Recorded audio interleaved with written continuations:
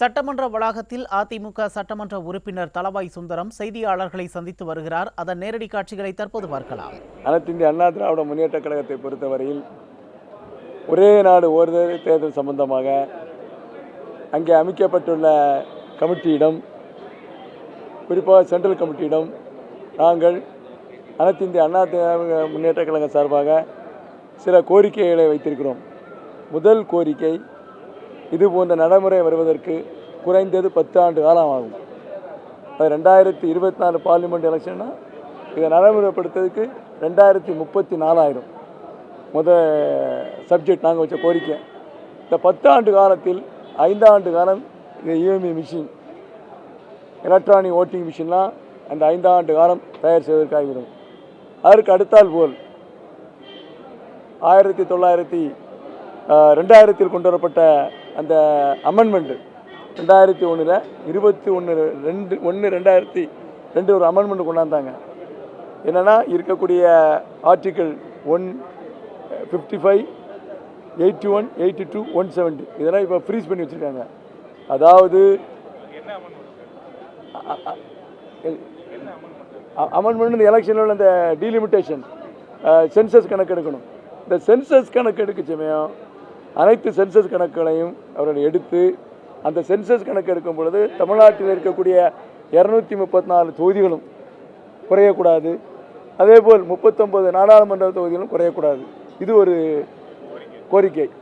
அதற்கு அடுத்தால் போல் டீலிமிட்டேஷன் பண்ணும்பொழுதும் அதே செயல்பாடு இருக்க வேண்டும். அதேபோல் இதனுடைய நன்மைகள் எப்படியெல்லாம் வருங்கிறத நாங்கள் சொல்லியிருக்கோம். தேர்தல் வைக்க பணம் செலவு கம்மியாகும், தேர்தல் கமிஷனுக்கு பண செலவு கம்மியாகும், வேட்பாளருக்கு பண செலவு கம்மியாகும். இதற்கெல்லாம் மேலாக தேர்தல் 5 ஆண்டு காலத்திலே ஒரு தேர்தல் வரும் பொழுது 3 தடவை கிட்டத்தட்ட 3 மாதம் நடவடிக்கை எடுக்கப்படும். அதாவது கோட் ஆஃப் கான்டக்ட் வரும். 3 மாதம் உள்ளாட்சி தேர்தலுக்கு, 3 மாதம் நாடாளுமன்ற தேர்தலுக்கு, 3 மாதம் சட்டமன்ற தேர்தலுக்கு. இதையெல்லாம் தவிர்க்க வேண்டும் என்பதற்காக தான் அவர்கள் நாங்கள் கொடுத்த கோரிக்கையை அந்த கமிட்டி பரிசீலித்து அதில் வெளியிடும் பொழுது நல்லது எது நாட்டு மக்களுக்கும் நாடாளுமன்றத்திற்கும் மக்களுக்கும் உதவும் என்பதை அறிந்து அந்த கோரிக்கையை ஏற்போமானால் நாங்கள் அதற்கு ஆதரவு தெரிவிப்போம். அதான் நாங்கள் கொடுத்துருக்க கமிட்டி அந்த இப்போ இன்னைக்குள்ள நிலப்பாடை பார்த்தா 1970 கலைஞர் வந்து 1971 கலைஞர் அவர்கள், முன்னாள் முதலமைச்சர் கலைஞர் அவர்கள் ஒரே நாடு ஒரே தேர்தல் என்று கொண்டாந்தார்கள். ஆனால் இப்பொழுது அவர்கள் இதற்கு எதிர்மாறாக கொண்டாந்துருக்காங்க. நாங்கள் என்ன சொல்றோம்னா, நாங்கள் ஒரு கோரிக்கை கொடுத்துருக்கோம். என்ன சொல்லியிருக்கோம்? ஒரே நாடு ஒரு தேர்தல் என்பதை முதலிலே சொல்லிட்டோம். அந்த கோரிக்கை நிறைவேற்றப்படுமானால் நாங்கள் எங்களுடைய ஆதரவு, அந்த கமிட்டிக்கு ஆதரவு உண்டு. ஆமாம், அவர் தான் ரெட்டை நிலை எடுத்துருக்காரு. இன்னைக்கு கலைஞர், முன்னாள் முதலமைச்சர் கலைஞர் வந்து ஒரே நாடு ஒரே தேர்தல் வேண்டுங்க, இவர் ஒரே நாடு ஒரே தேர்தல் வேண்டான்னு சொல்லுறாரு. இந்த 2 பேர் நாங்கள் என்ன கருத்து சொல்லுது? நாங்கள் கோரிக்கை கொடுத்துருக்கோம். கோரிக்கை இந்த 10 ஆண்டுக்குள்ள நிறைவேற்றப்பட்டால் நாங்கள் கண்டிப்பாக ஒரே நாடு ஒரே தேர்தல் வேண்டும் என்று வலியுறுத்துவோம். எப்படி இது எப்படி இருக்கு?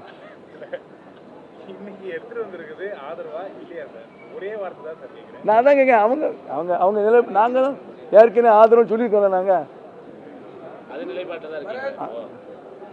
எங்களுடைய கோரிக்கைகளை அவங்க நிறைவேற்றால் நாங்கள் ஆதரவுன்றோம். இந்த தீர்மானம் அவங்களே வந்து கலைஞருக்கு எதிர்ப்பான தீர்மானம் கொண்டாந்துருக்காங்க. முன்னாள் முதலமைச்சர் கலைஞருக்கு எதிர்ப்பான தீர்மானம். ஆமாம், அவருடைய நிலைப்பாடு சொன்ன ஸ்பீச்சில் கொடுத்துருங்க. இரட்டை நிலைப்பாடை திமுக எடுக்கிறது.